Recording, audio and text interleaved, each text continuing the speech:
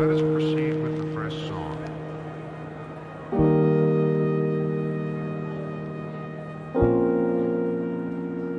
Jim Carrey lived in a Cresthill closet and used his experiences as inspiration for his I'm Dying Up Here TV show.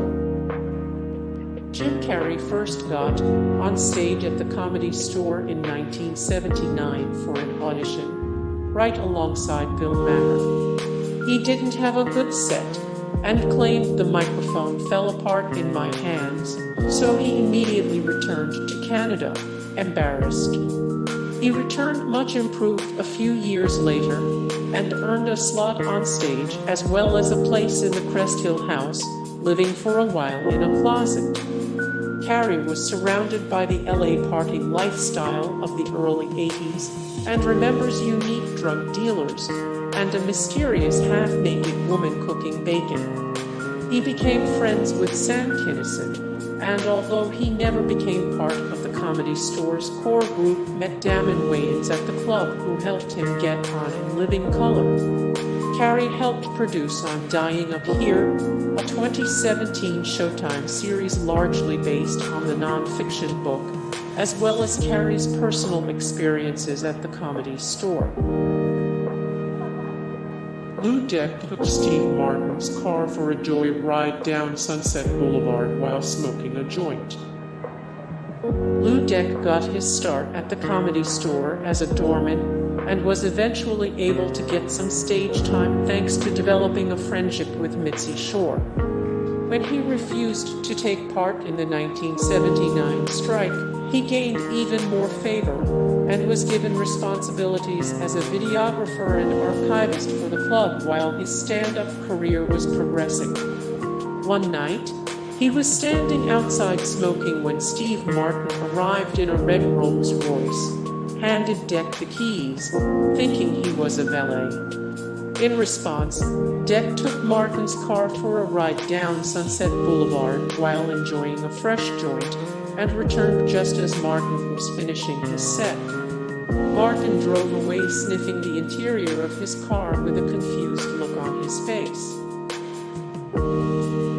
Jay Leno and David Letterman helped lead a 1979 comedian strike. When Mitzi Shore took over the Comedy Store, she set the performances up as a comedy showcase where anyone could practice material and possibly be spotted by agents, talent scouts, or movie executives.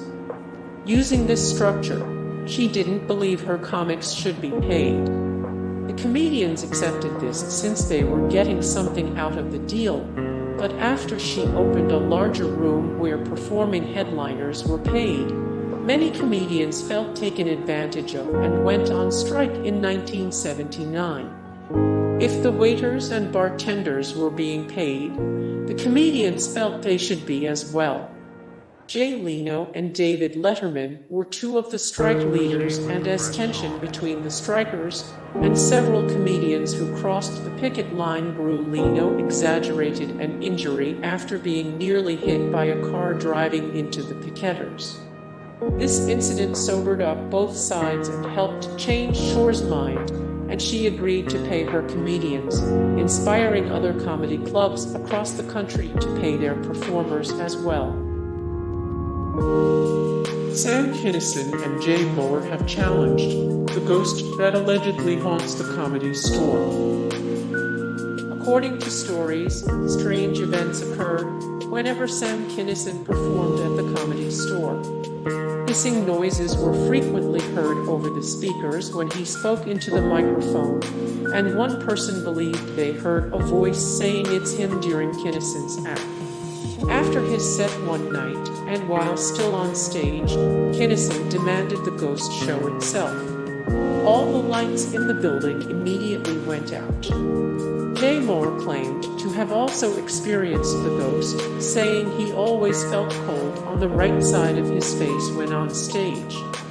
He once blamed the ghost for the audience's failure to laugh and stopped his act to say, "Get the F***CK out of here, ghost." The audience finally laughed. Screams and other apparitions have been witnessed, and Lou Deck remembered entering a room to find 400 chairs piled up to the ceiling and then mysteriously returning to place a few moments later. Andrew Dice Clay threw dirty dishes out Crestill's window after his housemates left a mess. Mitzi Shore rented Andrew Dice Clay the house's maid's room, which was reached by a walk through the kitchen, often trashed thanks to Cresthill's other occupants. Clay got upset at his housemates for leaving their dirty dishes around, especially when the women he brought home had to pass by them. One morning he had enough and threatened to throw the dirty dishes out the window. When no one reacted, he followed suit and tossed pots, pans, and plates through the kitchen window and onto the atrium below. One comedian committed suicide in the Comedy Store's parking lot. Steve Lubikin was among the comedians who went on strike for not being paid by the Comedy Store in 1979, and he felt Mitzi Shore treated him badly after everyone went back to work. He complained to other comedians that she wasn't giving him any time to perform. Prior to the strike, he had been booked on The Tonight Show, but his slot was canceled after a show producer didn't like Lubikin's set at the Comedy Store. Lubikin's appearance at the Comedy Store in La Jolla was also canceled after he showed up late. Thinking himself a failure, he jumped from the roof of the Continental Hyatt House and fell 14 stories to his death, landing in the Comedy Store parking lot next door. Lubikin left a note reading, "My name is Steve Lubikin. I used to work at the Comedy Store." Blaming Shore, his girlfriend left a promotional poster of Lubikin in her office and wrote "Got the message" on her wall with a marker. Sam Kinison urinated on Marc Maron's bed after dangling a guy off a balcony by his feet. Marc Maron moved into Andrew Dice Clay's old room at Cresthill sometime around 1987 with a futon mattress and a Freaks movie poster. He called the experience a big, dark baptism, as the cocaine addiction he already had spiraled out of control thanks to the other residents, especially Sam Kinison. One night, Kinison got into an argument with another guy at the house, threw a drink at him, and allegedly dangled him over the balcony by his ankles.